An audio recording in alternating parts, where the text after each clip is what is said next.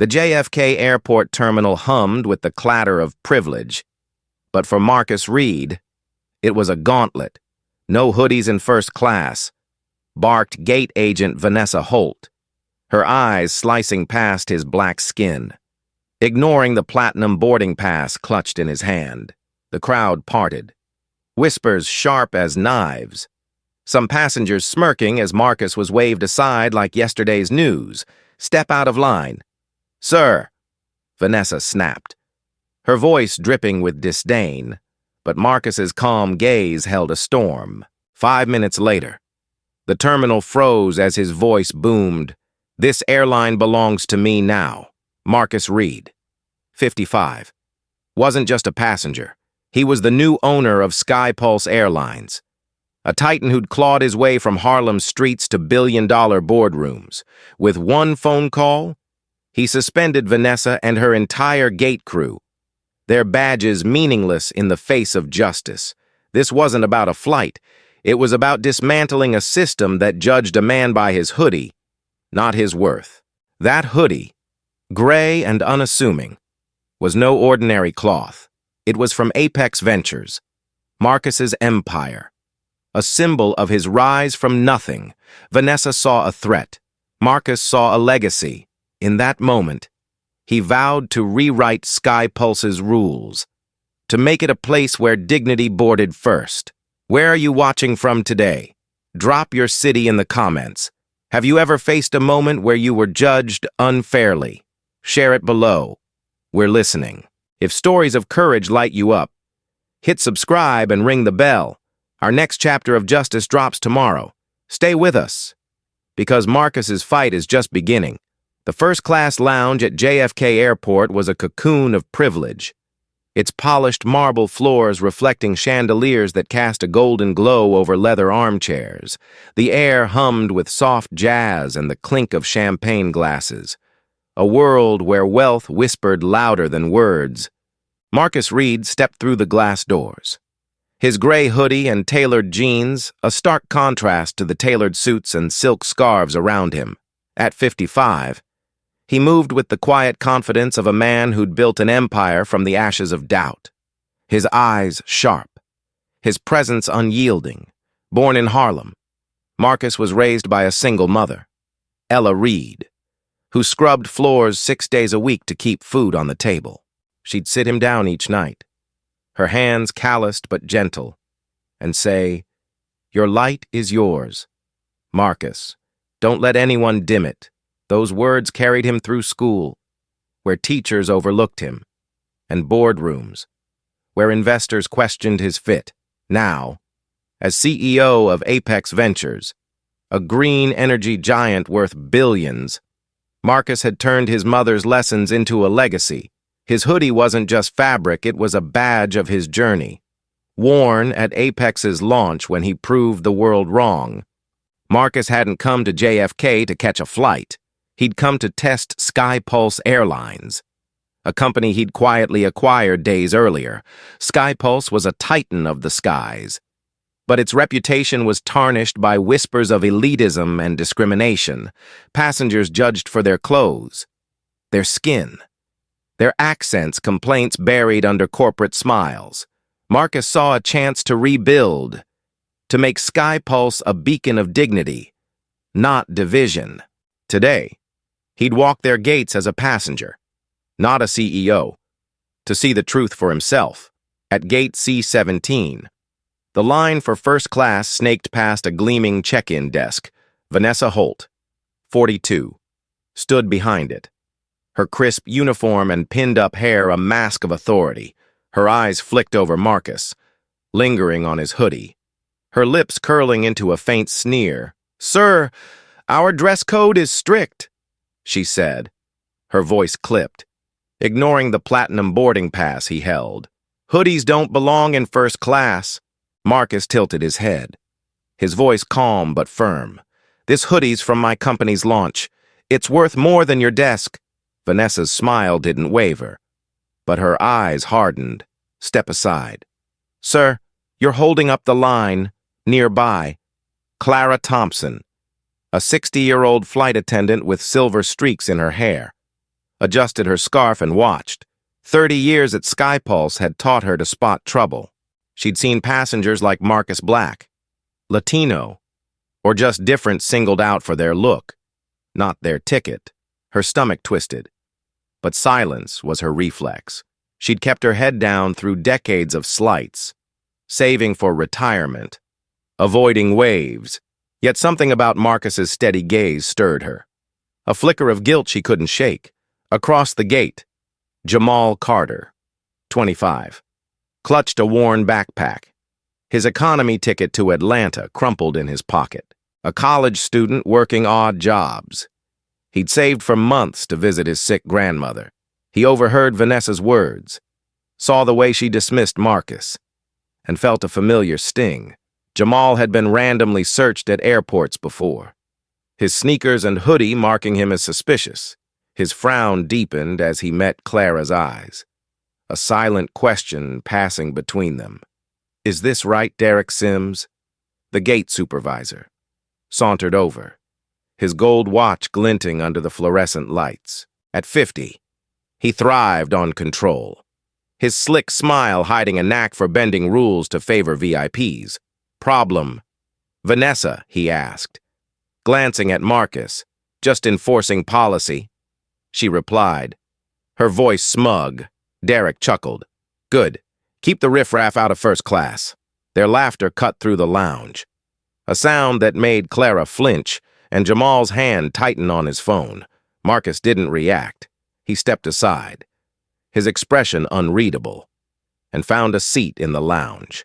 He pulled out his phone, his fingers steady as he dialed, "Sarah." "It's Marcus," he said to his COO. "Sarah Nguyen. The gate crew's failing the test. Start the audit. I want everything complaints. Records, names." His voice was low, but his eyes burned with purpose. SkyPulse wasn't just an airline, it was a system. And Marcus Reed was here to break it open. The JFK terminal buzzed with the restless energy of travelers. But at gate C-17, a storm was brewing. Marcus Reed sat in the first-class lounge, his gray hoodie a quiet defiance against the polished suits around him. Vanessa Holt's words, "Hoodies don't belong in first class," still echoed in his ears. Not as an insult, but as a call to action. He'd faced gates like this his whole life, doors slammed shut by those who judged his skin before his worth. Today, SkyPulse Airlines would learn what happened when you underestimated Marcus Reed. Vanessa, behind the check-in desk, whispered to Derek Sims, the gate supervisor, her voice low but venomous. "He's still here," she said, nodding toward Marcus, who was now on his phone in the lounge. Derek adjusted his gold watch, his slick smile unfazed. "Let him sulk. Security's on standby. One wrong move, and he's out." Their laughter was a blade, cutting through the lounge's soft jazz. Clara Thompson, wiping down a coffee station nearby, overheard them. Her hands trembled, not from fear, but from a guilt that had festered for years. She'd seen passengers humiliated, Black, Latino, elderly, poor, while she stayed silent, clinging to her pension. Marcus's steady gaze from earlier haunted her, a mirror to her own cowardice. Jamal Carter, the young passenger with a worn backpack, stood near the gate, his economy ticket to Atlanta crumpled in his pocket. Vanessa's dismissal of Marcus had lit a fire in him. He'd felt those eyes before, the ones that marked him as less than for his sneakers, his hoodie, his skin. At 25, Jamal was no stranger to random airport searches or snide remarks from staff. He glanced at Clara, her face etched with conflict, and whispered, "That wasn't right. He had a first-class ticket. I saw it." Clara's lips tightened. "It's how things work here, son," she said, her voice barely audible. "Keep your head down if you want to get home." Jamal's jaw clenched. Keeping his head down hadn't stopped the world from pushing him aside. He pulled out his phone, his fingers hesitant but determined, and started recording Vanessa and Derek, their smug exchange, Vanessa's sneer. Derek's chuckle was captured in grainy clarity. Jamal's heart raced. He didn't know who Marcus was, but something told him this moment mattered.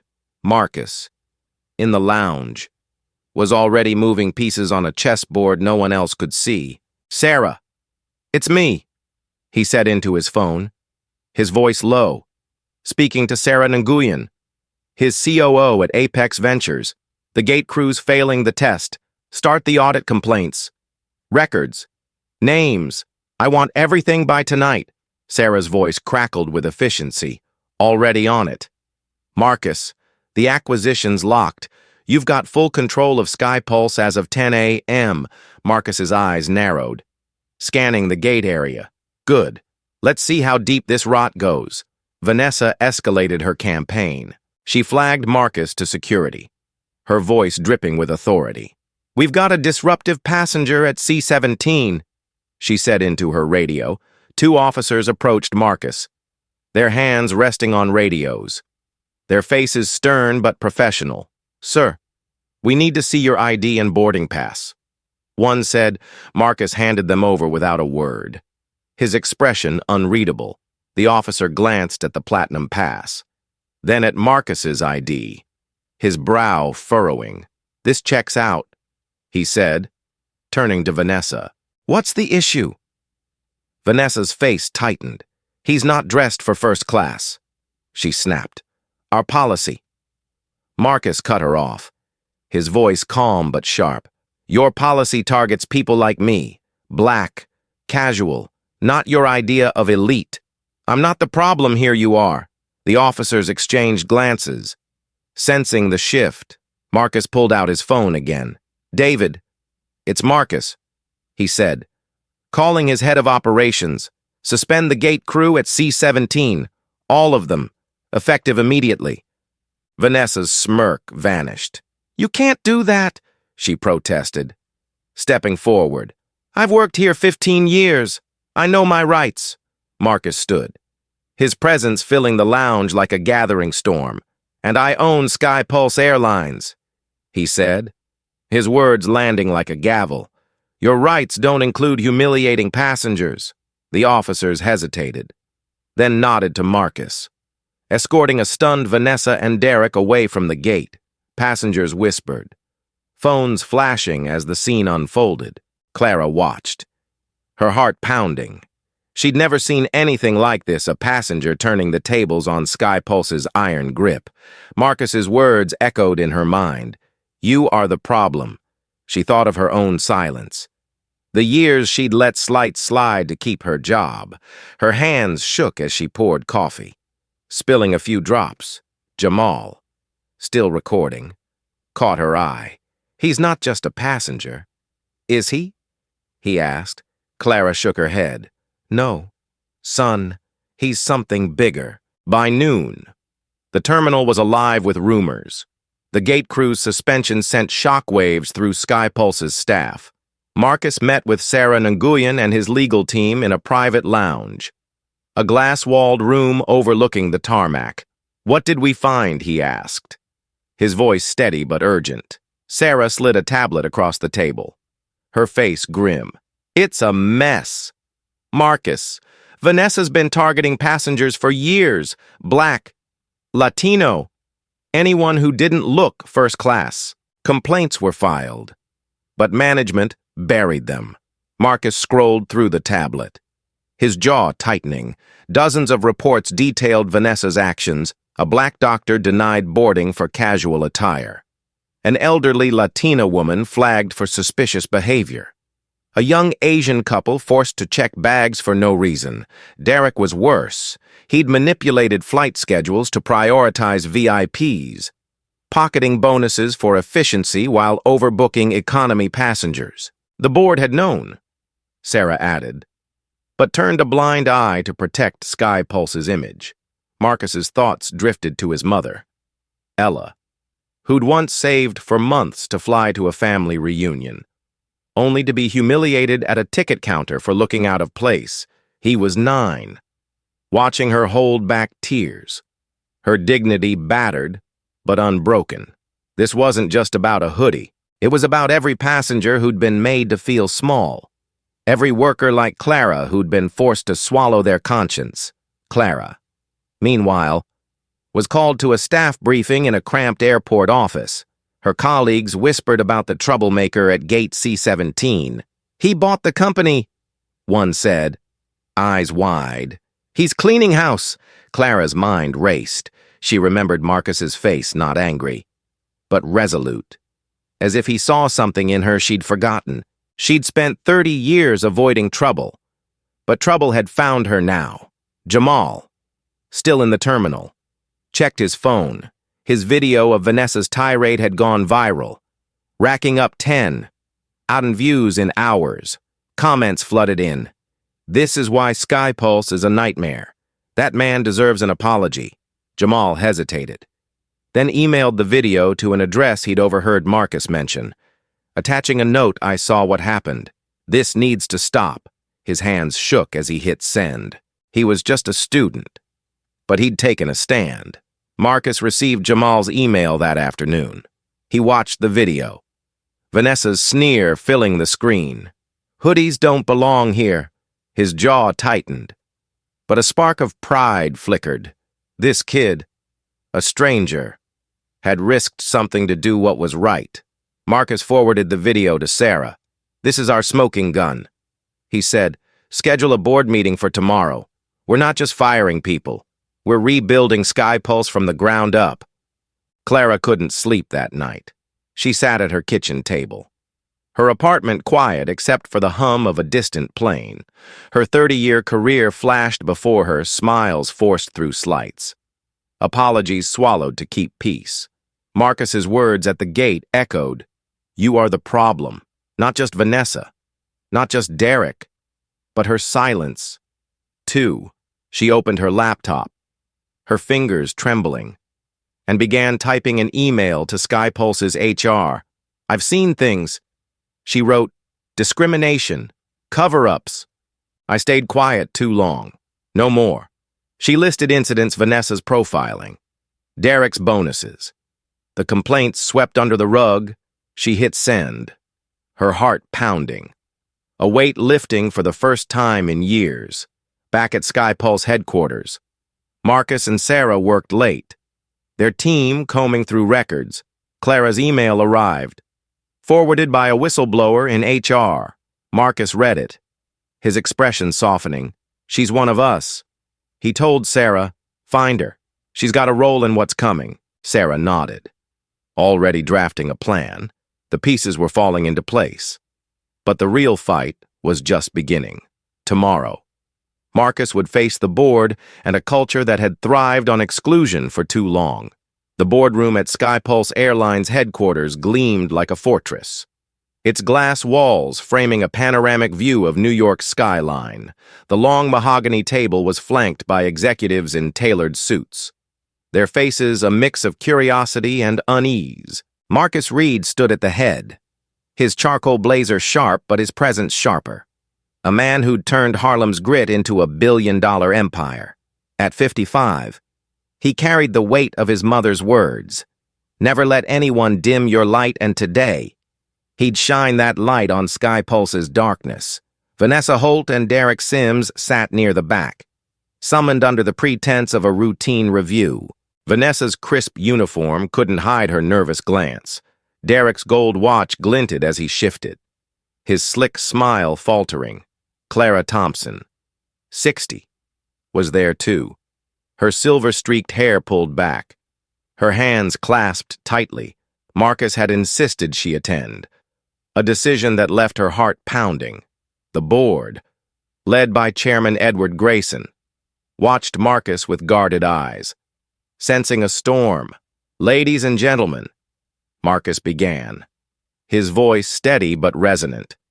"SkyPulse Airlines has a sickness. It's not your planes or your profits, it's your culture." He clicked a remote, and a massive screen lit up with Jamal Carter's viral video. Vanessa's sneering face filled the room. Her words, "Hoodies don't belong in first class," cutting through the silence like a blade. Gasps rippled across the table. Vanessa's face drained of color. Derek froze, his hands gripping the armrests. "This isn't an isolated incident," Marcus continued, his eyes sweeping the room. "It's a pattern, a system." He projected a spreadsheet, dozens of passenger complaints. Buried by SkyPulse's leadership, a black doctor denied boarding for casual attire, an elderly Latina flagged for suspicious behavior, a young Asian couple forced to check bags for no reason. "These are your customers," Marcus said, his voice rising. "People you swore to serve, humiliated for their skin, their clothes, their existence." Vanessa stood, her voice shrill. "That video's out of context," she protested. "I was enforcing policy. First class has standards." Marcus raised a hand, silencing her. "Your standards are prejudice dressed in a uniform," he said, his words a quiet thunder. He turned to Derek. "And you, Mr. Sims, explain the $50 dollars in bonuses you redirected to your account while overbooking economy passengers." Derek's mouth opened, then closed, his slick charm evaporating. Marcus clicked again, revealing an email from Clara Thompson, forwarded by an HR whistleblower. Her words appeared on the screen. "I've seen things. Discrimination. Cover-ups. I stayed silent too long. No more." The boardroom stirred. Executives whispering. Grayson's face tightening. Marcus looked at Clara, his gaze steady. "Miss Thompson, you've served SkyPulse for 30 years. Your courage brought us here. Will you speak?" Clara's heart thudded, her years of silence pressing against her. She stood, her voice trembling but clear. "I've watched passengers like Mr. Reed Black, Latino, elderly treated like they didn't belong. Vanessa profiled them. Derek profited from it. The company ignored it. I ignored it, too. To keep my job. I'm sorry to you, Mr. Reed. To every passenger I failed." Her eyes glistened, but her chin lifted. "I'm done being silent." The room was still. Clara's words, a spark in the dry tinder of SkyPulse's complacency. Marcus nodded, a flicker of pride in his eyes. He turned to the board. "This ends now," he said, "effective immediately. Vanessa Holt and Derek Sims are terminated. The gate crew at C-17 is suspended pending a full investigation. Their actions don't just violate policy, they violate humanity." Vanessa lurched forward, her face flushed. "You can't do this," she shouted. "I've given 15 years to this company." Marcus met her gaze, unflinching. "And you've taken dignity from countless passengers. Your time's up." Derek stood, muttering about lawyers. But the officers at the door, summoned by Sarah Nguyen, escorted them out. Their footsteps echoed, a fading echo of a broken system. Edward Grayson, the chairman, cleared his throat, his voice strained. "Mr. Reed, this is drastic. Vanessa and Derek were key to operations. The board needs time to." Marcus cut him off. "Time's what you've had. Mr. Grayson, time to bury complaints, to protect profits over people. SkyPulse isn't just an airline, it's a promise. And you've broken it." He projected a timeline of ignored whistleblower reports, including one from a fired employee who'd exposed Derek's schemes. The boardroom buzzed with unease, executives shifting in their seats. Marcus's voice softened, but its weight grew. "I didn't buy SkyPulse to run it like you did. I bought it to rebuild it, to make it a place where every passenger, from economy to first class, is treated with respect, where workers like Miss Thompson can speak without fear." He looked at Clara. "Miss Thompson, I'm appointing you interim manager of gate operations. Will you accept?" Clara froze, her breath catching, 30 years of fading into the background. And now this a chance to lead. She thought of her younger self, full of dreams, worn down by silence. She thought of Marcus, standing tall in his hoodie, refusing to be dimmed. "Yes, sir," she said, her voice steady now. I'll do it. For the passengers, for SkyPulse. The boardroom erupted in murmurs. Some shocked, others inspired. Sarah Nguyen, standing by Marcus, handed him a folder. SkyPulse's new code of conduct. Drafted overnight, Marcus held it up. This is our future, he said. A policy that values dignity over dress codes, service over status. We start today. He turned to Jamal's video, still paused on the screen. And we owe a debt to a young man who dared to record the truth. Jamal Carter. Wherever you are, you've changed an airline. Clara's eyes glistened, her years of silence replaced by purpose. She thought of the passengers she'd serve tomorrow, grandmothers, students, dreamers not as tickets, but as people. Marcus's words rang in her ears, a promise. She'd keep it. The board, chastened, began to nod. Grayson's resistance crumbling under the weight of evidence and Marcus's resolve. Outside, the terminal was abuzz. Passengers shared Jamal's video. Now at 50, as in views, sparking debates about airline bias. SkyPulse's social media team scrambled, fielding questions. But Marcus had already set the tone. He emailed Sarah from the boardroom, release a statement, acknowledge the past, promise the future. Sarah drafted it. SkyPulse Airlines apologizes for past failures. Under new leadership, we commit to dignity for all. Marcus stepped to the boardroom's window. The tarmac sprawling below. Planes taxied, carrying lives, stories, dreams. He thought of his mother, Ella, who'd never flown first class but taught him to soar. This wasn't just about Vanessa or Derek. It was about a system that had failed too many for too long. He'd started with a hoodie, but he'd end with a legacy. Clara lingered after the meeting. Approaching Marcus. Why me? She asked. Her voice soft. I was part of the problem. Marcus smiled, his eyes warm. Because you chose to change. Miss Thompson, that's what makes you the solution. Clara nodded, a tear escaping. She'd been invisible for 30 years. But today, she was seen. The boardroom emptied. Executives filing out. Some shaken, others energized. Grayson stayed behind, his face weary. You're taking a risk. Mr. Reed, he said. This could cost us. Marcus met his gaze. No. Mr. Grayson, it'll save us. Dignity is the only currency that lasts. Grayson looked away, the weight of his own compromises settling in. Marcus returned to the lounge, where Sarah waited. The statement's out, she said. Social media's exploding, mostly positive. Jamal's video is at 100. Those are views.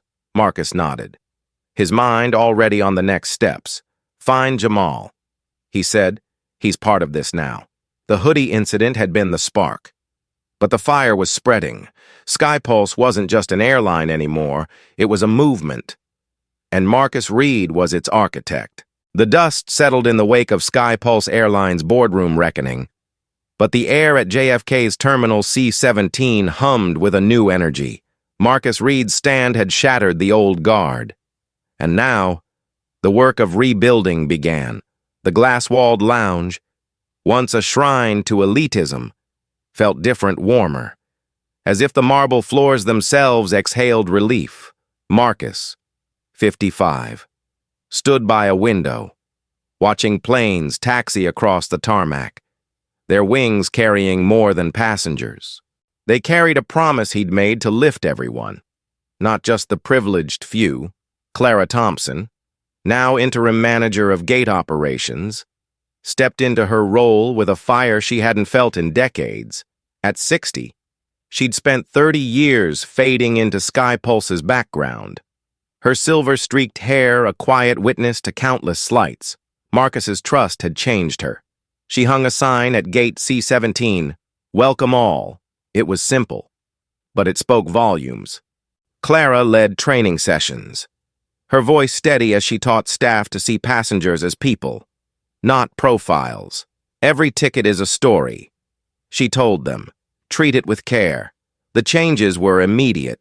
Passengers noticed grandmothers in sweatshirts boarded first class without a second glance. Students in sneakers smiled at check-in. Complaints about profiling plummeted, replaced by thank you notes pinned to Clara's office wall. One read, "I flew SkyPulse for 20 years and never felt seen until today." Clara's eyes glistened as she read it. Her years of silence now a distant memory. She wasn't just managing gates, she was rebuilding trust.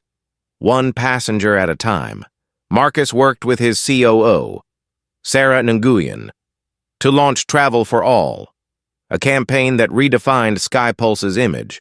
Billboards rose across America, a black doctor in a hoodie boarding first class, a Latina grandmother beaming in an ad, a young Asian couple laughing at check-in.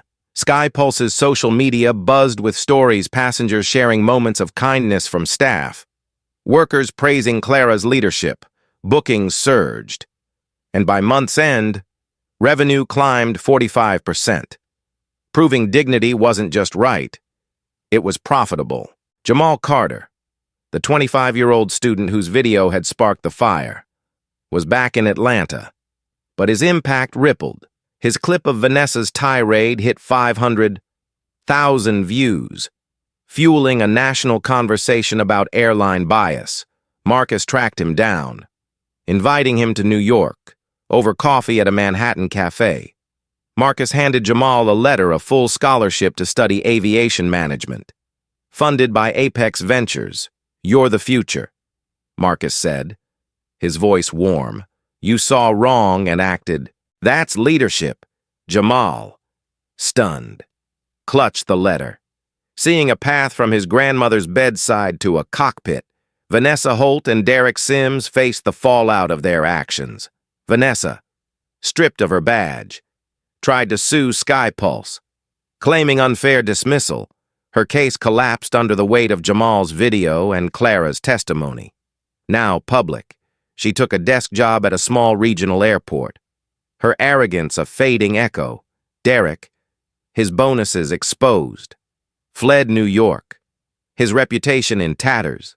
Job offers dried up.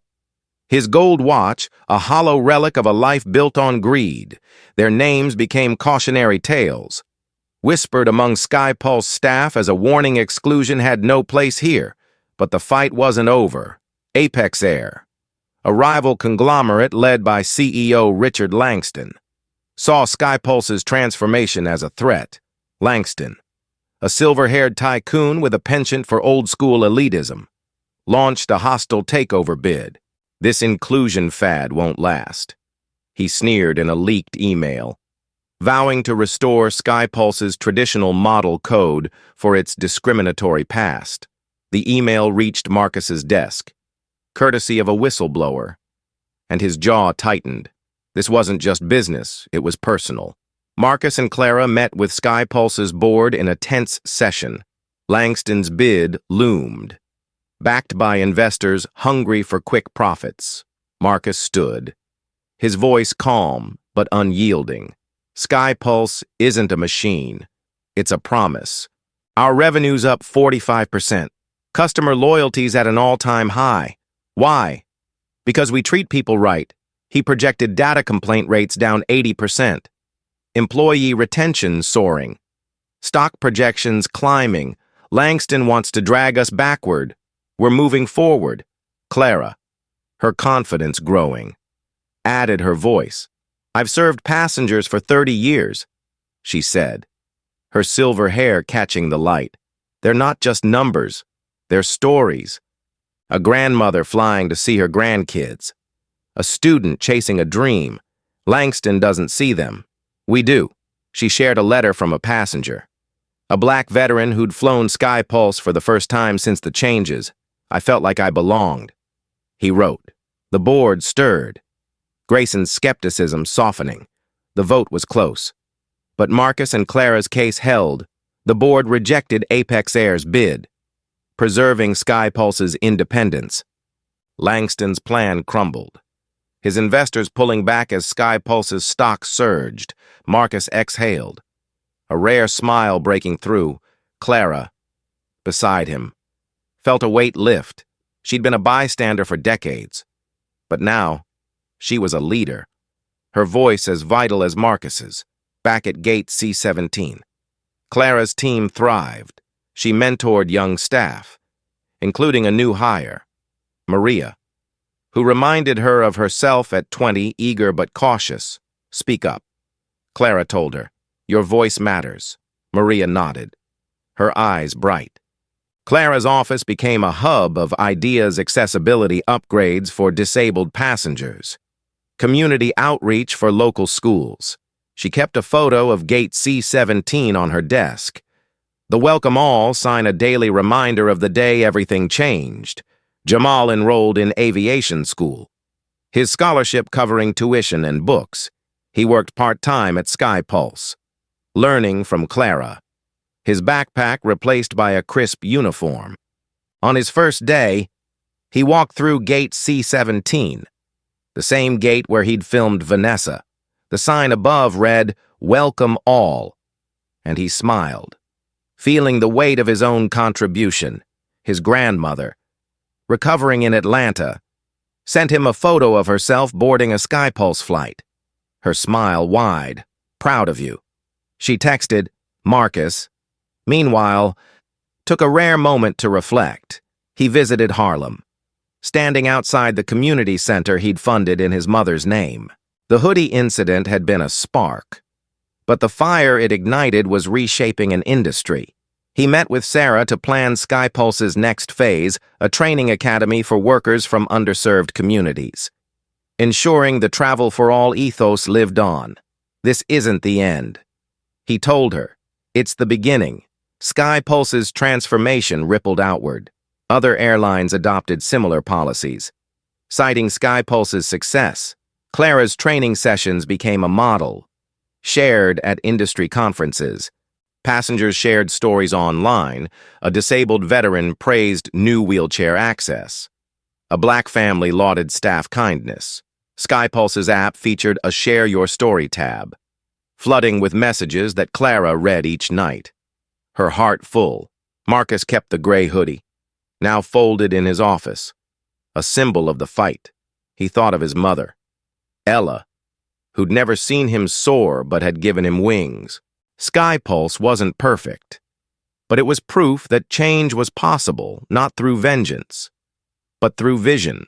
Clara, Jamal, and thousands of passengers were part of that vision now, their stories woven into the airline's new soul. As Clara closed Gate C-17 one evening, a young passenger thanked her. "This is the first time I didn't feel judged," he said. Clara smiled, her silver hair glowing under the lights. "That's what we're here for," she replied.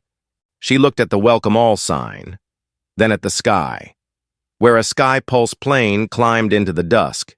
It wasn't just flying, it was lifting, carrying a promise Marcus had kept 6 months after the storm at Gate C-17. SkyPulse Airlines soared as a beacon of change. The JFK terminal, once a stage for exclusion, now hummed with a quiet warmth. The Welcome All sign above Gate C-17 gleamed under soft lights, a testament to a revolution sparked by a hoodie. Marcus Reed, 55, stood in his Manhattan office, gazing at the city skyline. SkyPulse wasn't just an airline anymore, it was a movement, a promise kept to his mother, Ella, whose words still guided him. "Never let anyone dim your light." SkyPulse led the industry, its customer satisfaction ratings outpacing rivals, its Travel for All campaign, with billboards showcasing grandmothers, students, and dreamers, won hearts and awards. The airline's stock soared after going public, its charter etched with a commitment to inclusion, a clause Marcus insisted on, ensuring dignity remained its core. Other airlines took note, adopting similar policies, citing SkyPulse's 45% revenue spike as proof that fairness was good business. Marcus's vision had rippled outward, reshaping an industry one flight at a time. Marcus launched Reed Scholars, a program training young leaders from underserved communities. Its first cohort included students from Harlem, Atlanta, and beyond, each chosen for their courage, not their connections. Jamal Carter, now 26, was its star. His viral video had ignited the rebellion, and Marcus saw in him the spark of a new generation. Jamal stood at his graduation, his aviation management degree in hand, his grandmother's proud smile beaming from the audience. "This is for you," he whispered, clutching his diploma, his eyes on the sky. Clara Thompson, 60, became SkyPulse's permanent director of gate operations, her silver hair a crown of earned authority. The woman who'd once faded into the background now led with quiet strength. AARP honored her with a leadership award, and the New York Times ran her story from silence to skyward, a flight attendant's redemption. Clara's office overflowed with passenger letters, thanks from a black veteran, a disabled mother, a young couple who felt seen. Each night, she read them, her heart full, her 30 years of silence transformed into a legacy of welcome. Vanessa Holt faded into obscurity, her name a footnote in SkyPulse's past. After her failed lawsuit, she worked a desk job at a small airport, her crisp uniform replaced by a polyester vest. Her arrogance, once a weapon, was now a burden. Her story a warning to those who clung to exclusion. Richard Langston, Apex Air's CEO, retired in disgrace. His takeover bid a distant memory. His investors abandoned him. His vision of elitism buried under SkyPulse's soaring stock. The old guard was gone, their time eclipsed by a new era. Marcus stood at an aviation conference in Chicago, addressing thousands under a spotlight. "Travel isn't just about reaching a destination," he said, his voice steady, resonant. "It's about lifting everyone along the way, every passenger, every worker, every dream." The crowd rose, their applause a thunderous echo of his mother's lessons. Marcus paused, his eyes scanning the faces. Black, white, young, old, all united by a shared hope. He'd turned a Hoodie into a revolution, not through vengeance, but through vision. Back in his office, Marcus kept that gray Hoodie, now framed behind his desk. It wasn't a trophy. It was a reminder of the day he walked through gate C-17.